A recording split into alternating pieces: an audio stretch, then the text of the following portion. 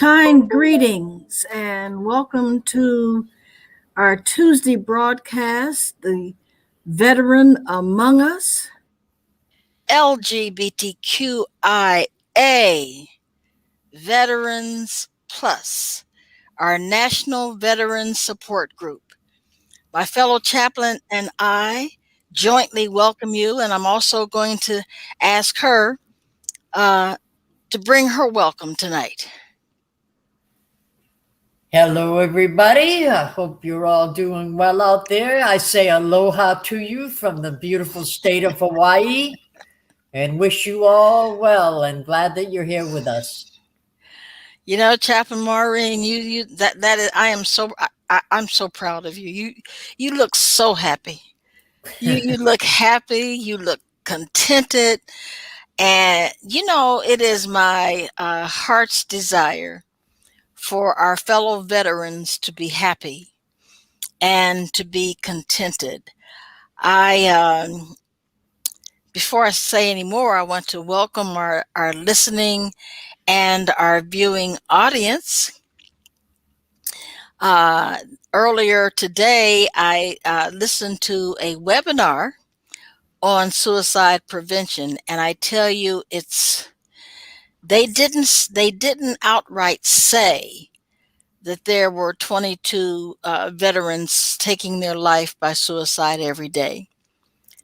But what they did say was that 90% of those attempted by the male veterans are successful, and 10% is not.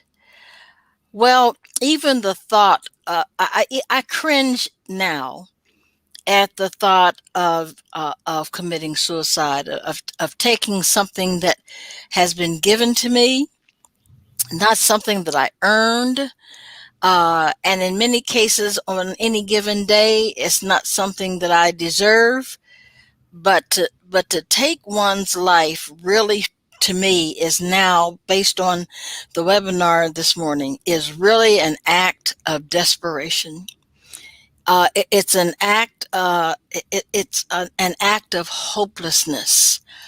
It's an act of being at the end of the rope and not feeling that I have anyone with whom I can talk with about this, who will understand and will help me to see the value of life. And that's one of the things we definitely want to do on the National Veteran Support Group Network, because it's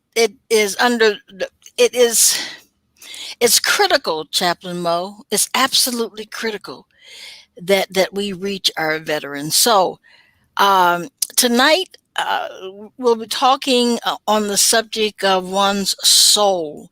The actual title of the article is "What Anchors Your Soul?" Now, maybe as an Army and National Guards person, you may not have been on any ships during your trainings. Nope. Is that correct? I was in the Army and Air Force and nope, never been on a ship. Army and Air Force. When they land those planes, when the planes are in a hangar, what anchors them? They have a tie down. They're tied down. How many points? How many places? 4. In 4 places, they're tied down. When a ship is docked, an anchor is dropped. And Pastor Sue has a photo of an anchor that she can show us. And I'm going somewhere with this. Stick with me. That is dropped, even though it's as big as a 40 square foot house.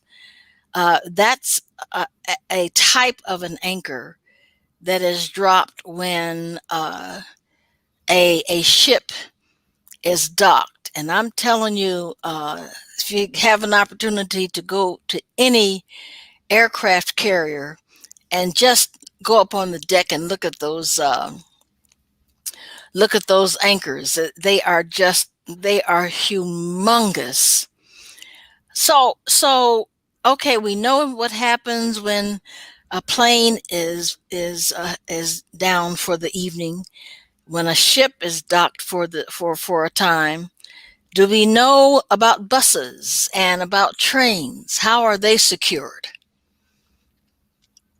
I do not know. I don't know either. I don't know if a train has a station for the night, or if trains run all night and all day. Um, but I suspect that buses have a kind of like a garage, where they are secured for the night, and that's what an anchor does, ladies and gentlemen.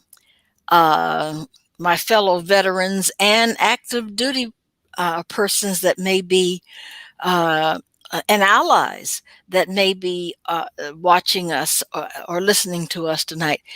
That is what an anchor does. It either ties you down or it secures you if in the storms of life. Because I've known, I mean, I've heard of stories where, I mean, it doesn't do a heck of a whole lot of good, but because if the storm is bad enough, that aircraft carrier is going to have to deal with it, uh, despite perhaps some idea that an anchor will secure a ship. Well, that depends on the velocity of the storm. But it is better to have it it is better to have that anchor than to not have that anchor, even in the worst of storms. So, Pastor Sue, if you will put the reading up, I'm going to ask Chaplain Mo to read our scripture for tonight. Can you see that, Pastor Mo, pretty good? All right, we're going to have to make the scriptures perhaps a little darker. I don't know. Maybe Pastor Sue can put it over in the comments, and you can read it. You can read it from there. Okay. But I showed the picture I asked Pastor Sue to show the picture of the anchor, and the anchor is the photo in the writing. And there you go, Pastor Chaplain Mo. Okay. It states, Jesus answered, if you knew the generosity of God and who I am, you would be asking me for a drink, and I would give you fresh living water. John 4:10. Yes. Now, having read that, does any particular woman in the Bible come to your The woman mind? at the well. The woman at the well. Another woman in Holy Writ, not given a name. I tell you, I don't know how you'd have to be. I mean, Ray Charles could see how unequitable, how unequitably women are treated in Holy Writ. I mean, it's absolutely mind-boggling, the number of women in Holy Writ for whom no name is given. Now, I guess I've run across a couple of scriptures where it reads, and there was a certain man, as opposed to a man being named. But the number of unnamed women far outweighs the number of unnamed men. Definitely. I mean, so injustice has been. Oh, speaking of justice, did you hear the news? No. The cop was charged all 3 counts.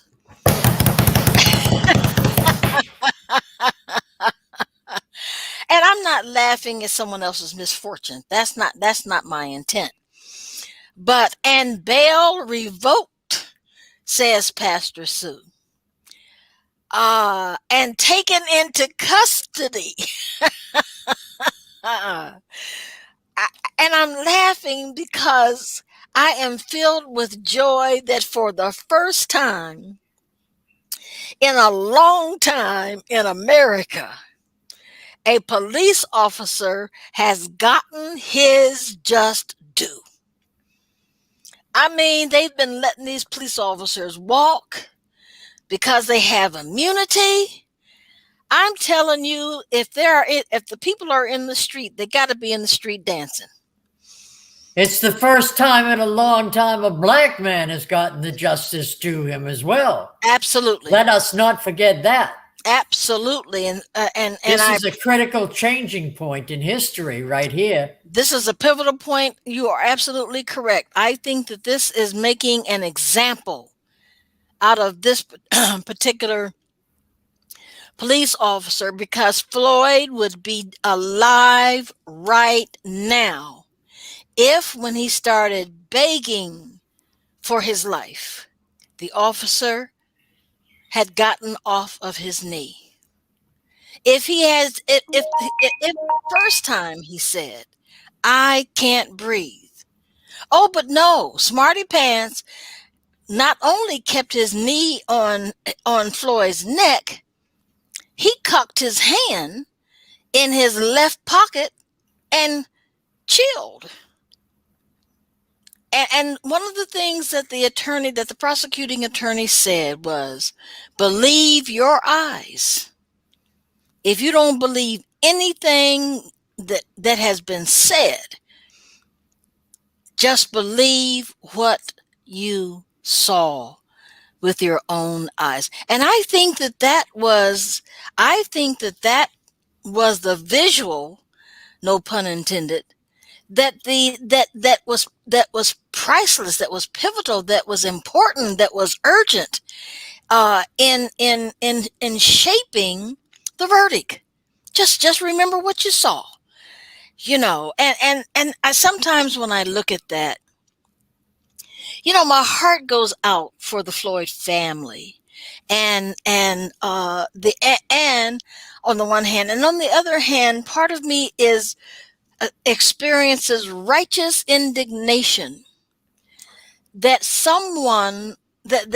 black people in America, that Africans who were enslaved in America, and our ancestors, and our contemporary black and brown brothers and sisters are taken so for granted, are undervalued, and marginalized, and seen as other, less than human, and seen as other. I was listening to the CD, and if you get a chance, you may want to download it and listen to it. And the title of the CD is "Soul to Soul" by Gary Zukav.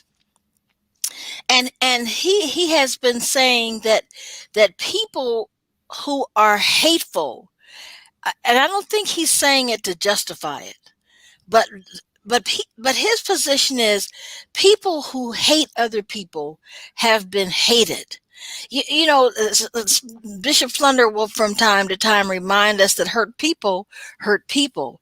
But I think that Dr. J would say that this is beyond the normal. I'm hurt, so I'm going to hurt you, Mr. Floyd. I'm hurt. I mean, I hate myself, so I hate you, because whatever we do to others comes from us. If you understand what I'm saying. I do. And how can a whole community that is known sometimes as KKK, that is known at other times as the Promise Boys, as known at other times as the white supremacists, as known at other times as neo-Nazis or skinheads, how does all of this venom get into the soul of some Americans for an example, who participated in the January 6th event. I mean, or in the case of Mr. Floyd. And I think, and this is my challenge. The author says that evil cannot be present. It has to be an absence from light, an absence from good. Well, I tell you, that's an awful lot of absence, making an awful lot of trouble, some of which I have experienced to the degree that I was willing to take my life. But let's go on. Dear God, on our Triumphant Thursdays with Dr. PJ Anderson, we are looking at women in the Bible from the Savior's point of view. At least that's our intent. As we study the patriarchal flavor imposed on Old Testament women, we are asking the question, did God say that, or did someone else say that? For example, we have concluded that Job's wife did not say to her husband, "Why don't you curse God and die?" More importantly, we are looking at the question she poses in Job 2:9, Job, the second chapter and the 9th verse. Throughout the book of Job, the writer mentions her marginally and in a non supportive way. At best, in the last chapter of Job, she is a footnote. You may view our discussion on the subject, There is More to Mrs. Job's Story, by visiting our YouTube channel. And if Pastor Sue can put that up, that would be wonderful. And please subscribe. Today, we review the preliminary conversation, or we are taking a preliminary review of the conversation between Jesus and the woman at the well.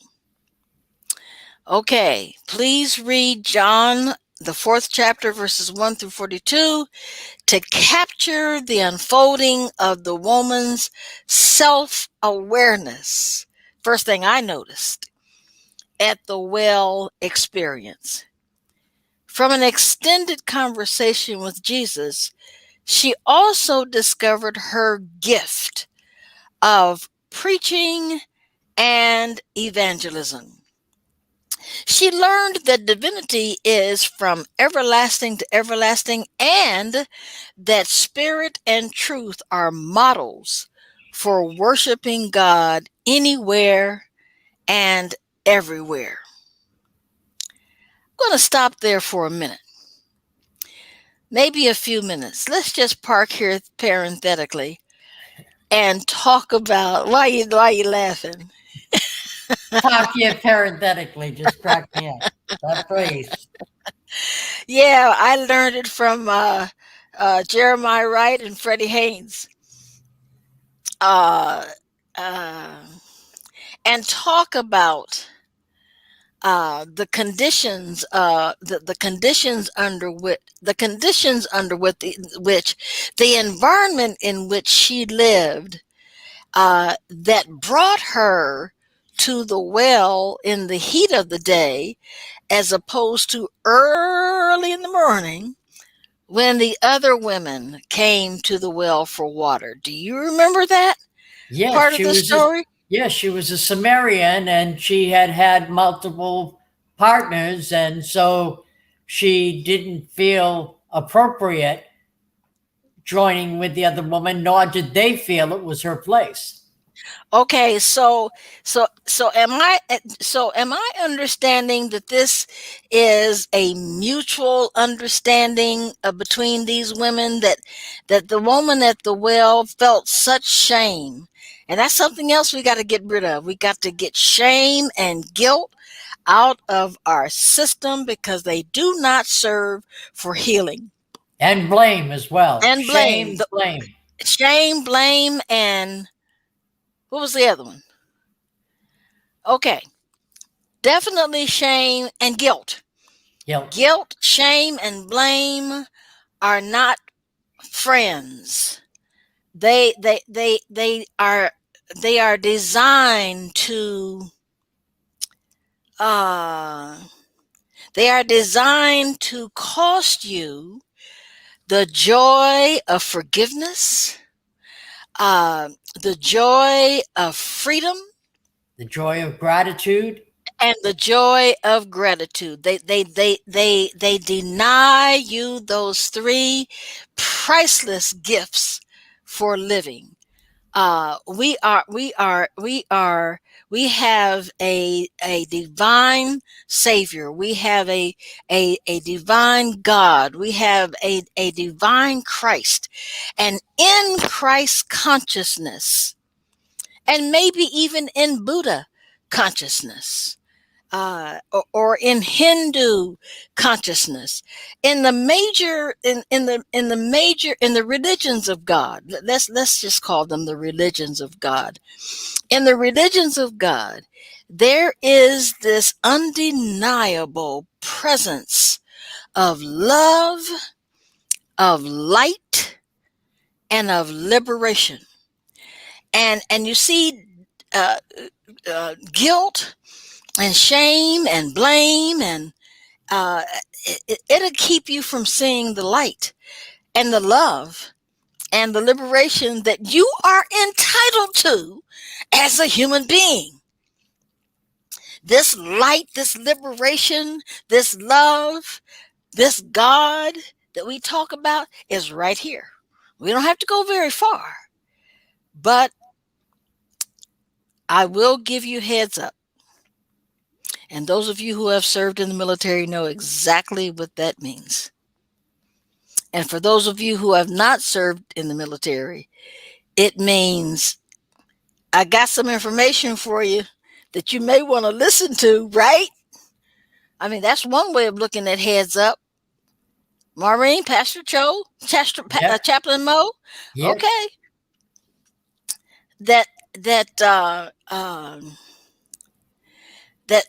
your life will be miserable, whether you consciously know it or not. Those who are seeking the realm of God, the life force. When I speak of God, when I speak of our soul, It's the I am. presence that's never an absence. It's the presence. I love that. It is the presence. That's never an absence. Michael Beckwith. It's the presence that's never an absence. I love that.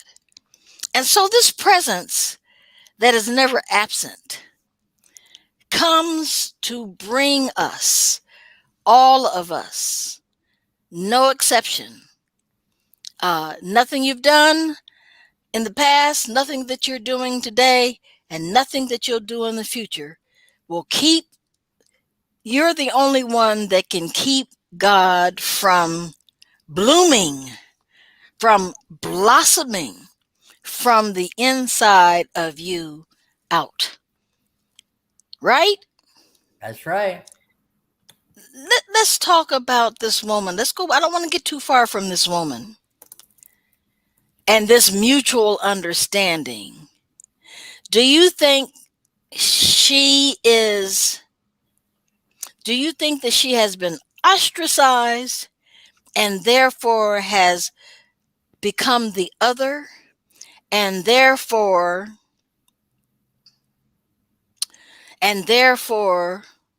has taken it upon herself to view herself the way these women view her? Yes, without a doubt. Okay. The way a person who's often stigmatized will stigmatize themselves after a while. Okay. One of the things that, Like, just look at gays and lesbians that were growing up in the 60s and in the 70s. My brother was a drag queen in the 70s, way before his time. And I believe if he had lived, he would have been transgendered. And those things just, the world wasn't ready for them yet. The world was not ready.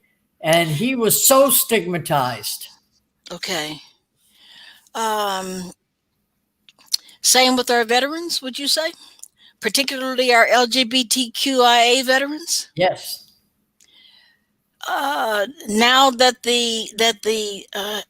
now that the president has lifted the imposed restrictions, uh, do you think that perhaps there is a little bit more room?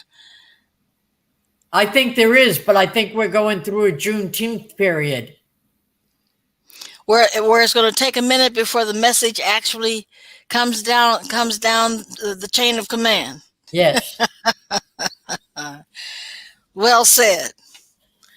Well said. Because this woman is teaching is teaching me a lot. Even though she is not a veteran, she is in the battle for the salvation of her soul. She's under the impression, like so many of us are, that you have to actually go to a physical location to worship the Lord. And I love what Jesus' response is. The day is going to come when it's not going to matter whether you go into a building or not, but that you will come to worship God in spirit and truth. And in truth. And so we talk about the soul to probably over an extended period of time, because this is this is as connected to the presence that's never absent. The soul and the spirit are connected to the presence that's never absent. And so we want to look at how the soul collects from both the presence that's never absent and the absent presence. I like that. Take her away, Pastor Sue. All right. All right. You know, when we're having a good conversation, the time goes by really quickly. So we want to thank again those of you who are joining us on Facebook and on YouTube. We thank those who are joining us from the TFAM LGBTQ veterans page, and also those who are watching on in our non-Paris group. And also those who are watching on Space for Grace's page. So we welcome you to this space, to our Tuesday night broadcast. So let's get into our announcements.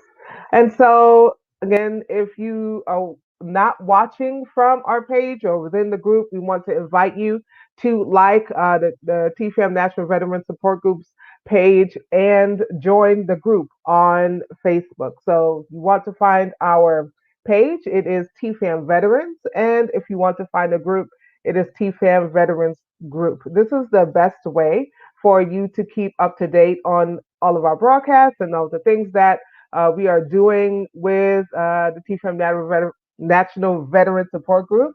And we don't want you to miss anything. So please do like our page and join our group on Facebook.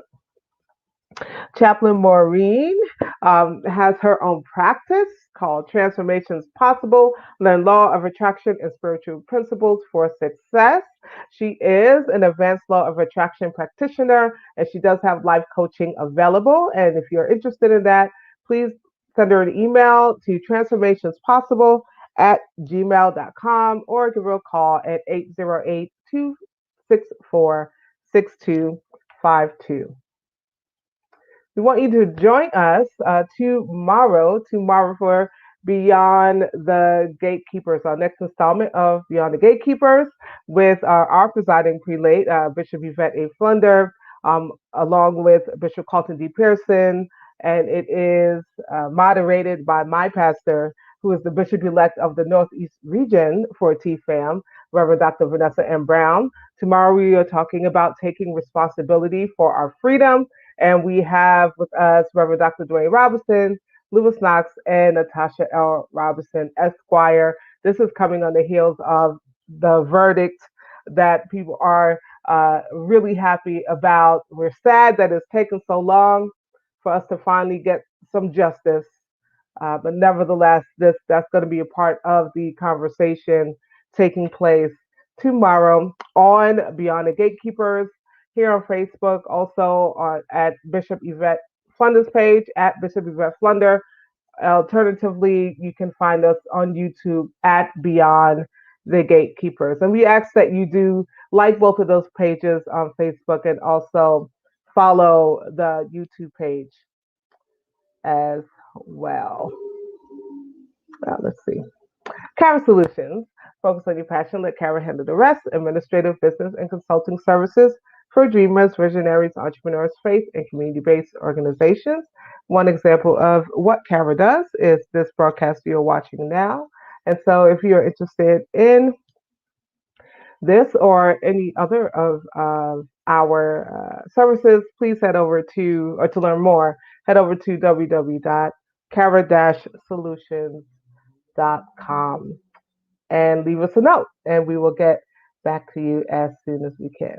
All right, that is it for your announcements. We are going to hand you back over right now to the capable hands of Chaplain PJ and Chaplain Mo. Thank you, Pastor Sue. Our national fellowship, the Fellowship of Affirming Ministries, TFAM, National Youth Administrator, member of the Shepherd's Table at her home church, the Living Rivers of Living Water, founded by Bishop-elect Reverend Dr. Vanessa M. Brown, and she, Pastor Sue, is a seminarian. Welcome to the Holy Sorority, almost. And we also are so grateful for our bishop, the Reverend Dr. Bishop Yvette A. Flunder. Under her leadership, both Chaplain Maureen and I were ordained, and I was ordained as a TFAM pastor, and Chaplain Maureen was ordained as a chaplain. And I am excited about the opportunity to have asked Chaplain Maureen if she would be our co-chair on Tuesday nights, and even more delighted that she said yes. And I've not talked with Bishop Flunder, but I'm certain that she is delighted that we are working together. And it was her that brought us together, and it was Bishop who authorized the National Veterans Support Group, and it's a marvelous experience to serve, to be covered by one of the greatest bishops in the land, in the world, and that is Bishop Yvette Adrian Flunder. Just a powerful woman, not very big, but powerful. You know, it shows that you don't have to be big to be powerful. How about that? So we thank God for Bishop. So I'm going to continue. I only have two more paragraphs here to read. I intentionally selected an anchor in the desert to illustrate a typical depiction of a waterless, lonely, abandoned, and life-threatening dark side of my soul when my well, the living water, connectedness with spirit, writer's flow, encouragement, creativity, runs dry. Notice that I didn't put the word alone in the mix. Why?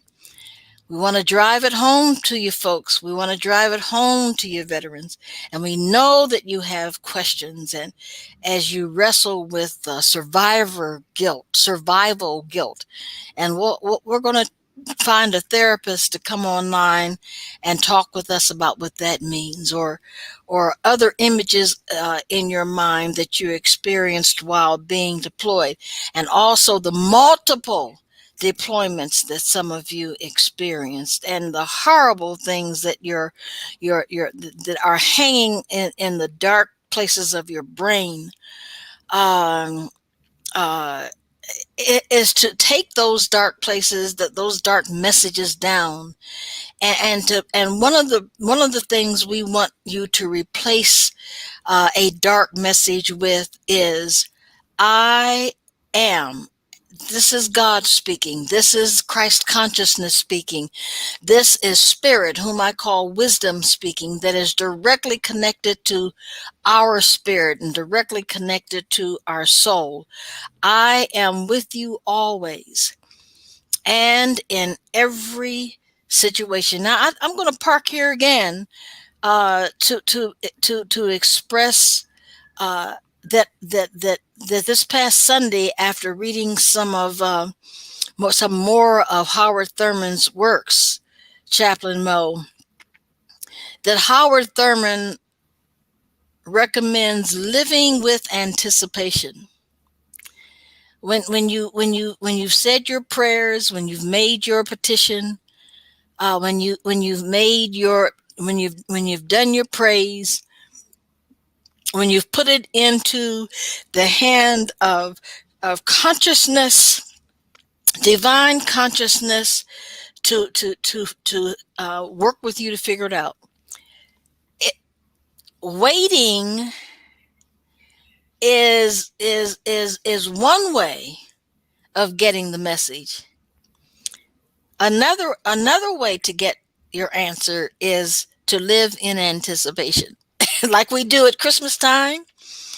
Isn't that what that's called? Isn't that what Advent means? Yes. One of the meanings of Advent. Why are you smiling? You're awfully happy tonight. What is going on with you? I told you at the start of the broadcast, I got accepted into a doctoral program right before I talked to you. Okay, well, we're going to stop and talk about that for a minute, because see, this is an example, Chaplain Maureen. This is an example of what life can do to turn your sadness into joy, and can turn the things in life that have you weighed down to living with a yoke that is easy, and a burden that is light. You know, but you got to stick with it. It doesn't happen overnight. You've been sticking with it since 30 years ago. 40.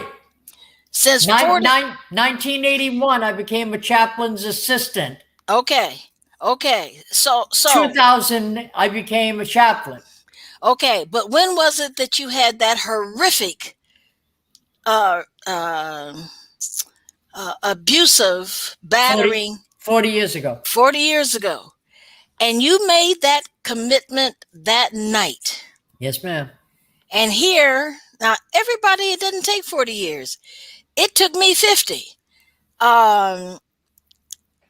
Chaplain Mo 40 to receive this kind of news. Other people, for whatever reasons, they get it sooner, and sometimes they get it later, and God forbid, sometimes they never get it. But the only reason you wouldn't get it, the only reason you would not, the only reason that what's keeping you from experiencing the blessings and the favor and the surprises and the sunshine and the unexpected is your relationship with yourself. I'm finding, Chaplain Maureen, the more I learn about me, the more I learn about God, and vice versa. And if you don't give up, you cannot fail. Absolutely. As long as you continue to try and continue to strive, you will make progress. So tell us about this marvelous thing that God has done with you. Well, I got into a program in South College in Knoxville, Tennessee, and they teach you over the course of 3 years in your doctorate program to develop your own church or nonprofit organization and plan it all out. How many people you're going to have, how much admin you'll need, how to run the various programs you want to run. And then in the last year, they teach you about fundraising and grants and nonprofits and so forth, so that you're able to actually implement programs to fund your dream. And then when you graduate, you're ready to go right out and begin whatever it is that you have in mind. And so this is the actual hands-on takes the place of the dissertation, correct? Yes, correct. Okay. It's considered a research project. That sounds pretty solid. And we need, I'm not going to say we need more churches, but veterans need more places where we can connect with other veterans, and where we can feel safe, and where we can spiritually develop. Because that's what all of these anchoring the soul and what is the soul and favor and benefits and blessings and unexpected surprises and SON shine and product. That's one of the wonderful things that's come out of this pandemic, is that we've gotten to see just how much can be done online.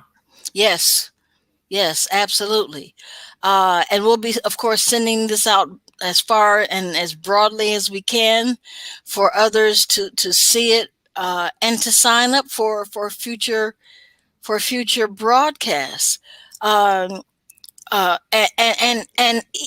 so 40 years and 1 day ago, before any of these catastrophes happened, before this particular catastrophe that I referenced happened to you, was there ever a time when you did not believe there was a God?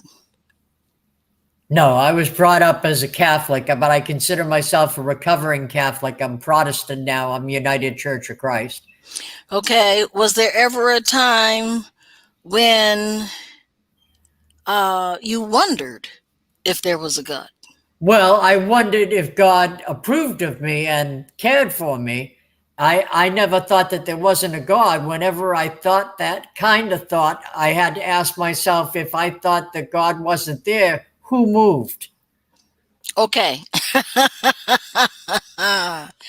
There goes another one of, we're going to call him a Burnsism. If God isn't present, who moved? I heard that. Okay.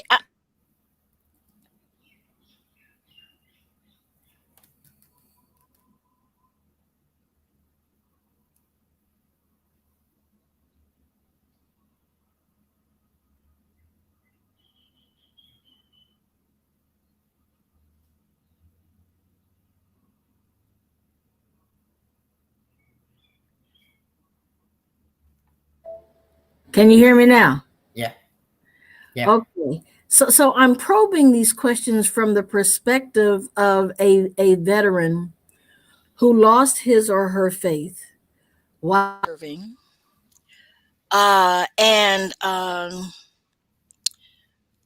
who cannot escape. You cannot escape. There's no way to escape that essence within that is looking for everyone and anyone who wants to let their little light shine, that wants to be made whole, that wants to belong.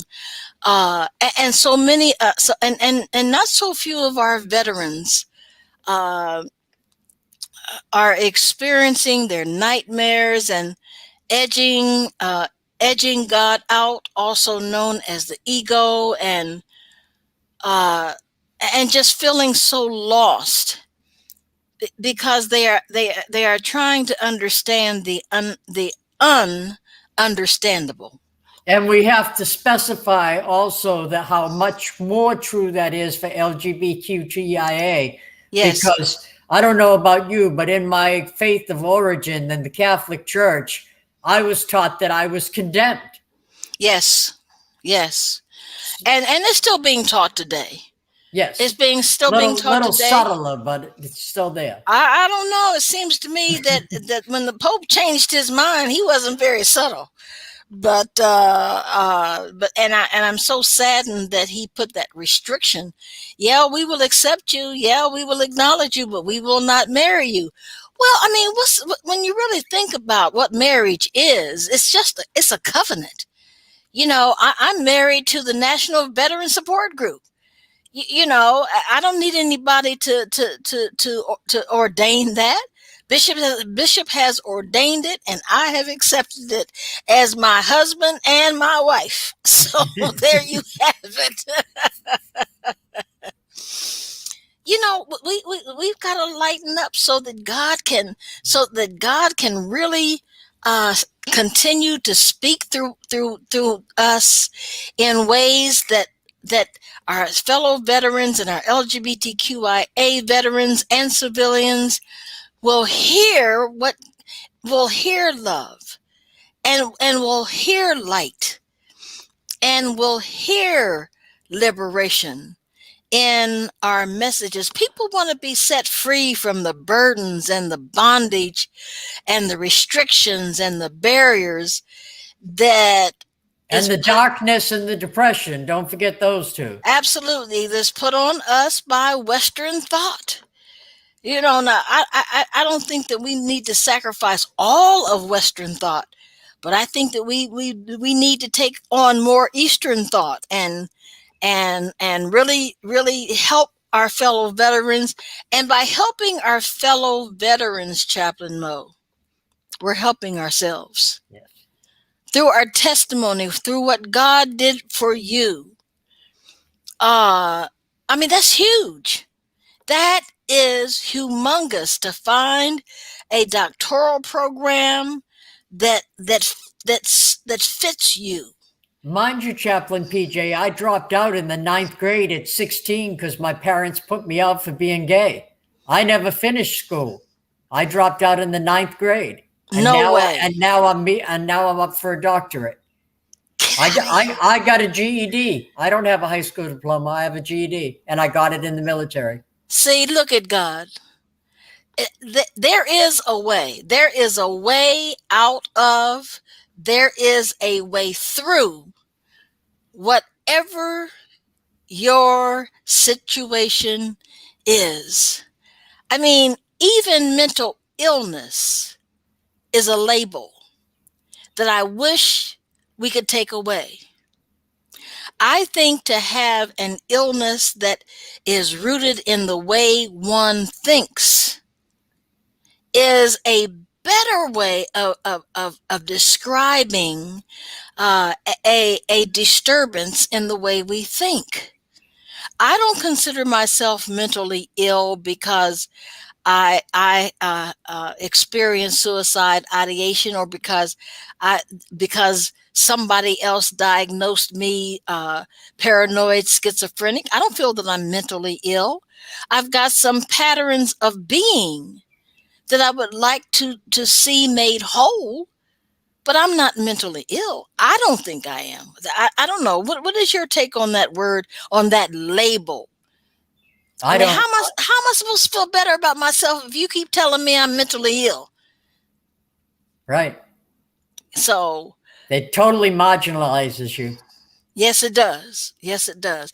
And we've got some veterans out there that are marginalized. Shown off, no kidding. But we're coming to the rescue by the help of God. We are coming to the rescue. As I said in our last time together, we'll walk through this hand in hand, soul to soul, heart to heart.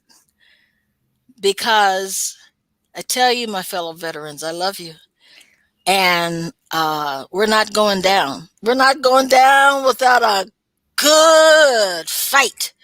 No pun intended. We are going to do everything. We're going to learn everything that we need to learn to make ourselves who we are created to be. We are not created to be depressed. We are not created to entertain suicide. And we should say that too, that it is be, do, have, not have, be, do. We think when we got to have the degree to be somebody and we've got to do something to be somebody, but it's the other way around. Be who you are, and then the do and the have will come. But do you also agree that there are so many layers that we've got to peel back to get to who am I? I know what my parents said I am. I know what these faith-based leaders say that I am.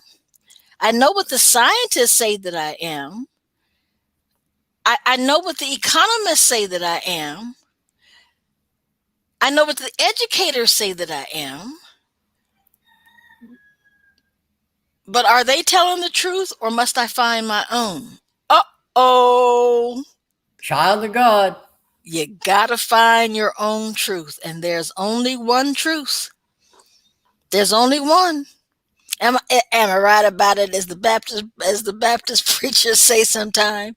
Your wave is part of the ocean, and a beam is part of the sun. That's right. That's right. And the seed, the tree, is in the seed. How about that? Yes.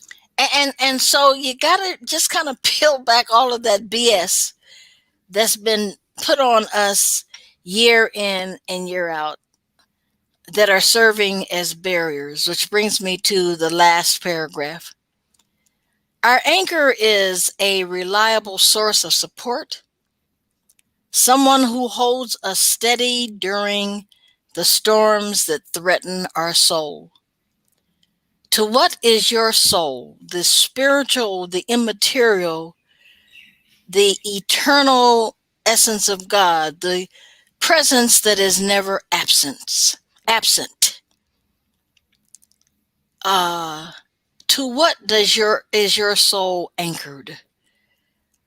Pray and reflect about that until next time, when we discuss further what anchors your soul, part 2. I suspect that we will talk about barriers to anchors. What keeps you from stability? What is the barrier that keeps you from emotional and social? And is the anchor a blessing or a burden? Is the anchor a blessing?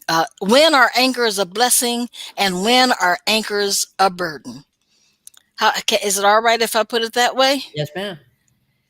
So, Chaplain Maureen, you're going to do some homework, I hope, for me, and to answer to talk about those very two things. When is an anchor a blessing? When is an anchor a burden? And I'm thinking, Chaplain Maureen, that if Pastor Sue is available, we'll see you next week. Okay. How about that? Sounds good. Join us, ladies and gentlemen. Join us, fellow veterans and active duty personnel. Join us to get an understanding of, spiritually speaking, where shall we move from here within the anchors of our soul. We love you and look forward to being with you again next week. That is, well, can't do it a week from tonight because I have a sorority meeting at 7:30. But if we can arrange to do it earlier, like from 6:30 to 7:30, I can do that. So we'll see if Pastor Sue is available. So we'll bump it up, and we'll bump it up 30 minutes if we can, because we're gaining traction and we want to keep on going. Am I right about that? Yeah. Until we meet again. Good night.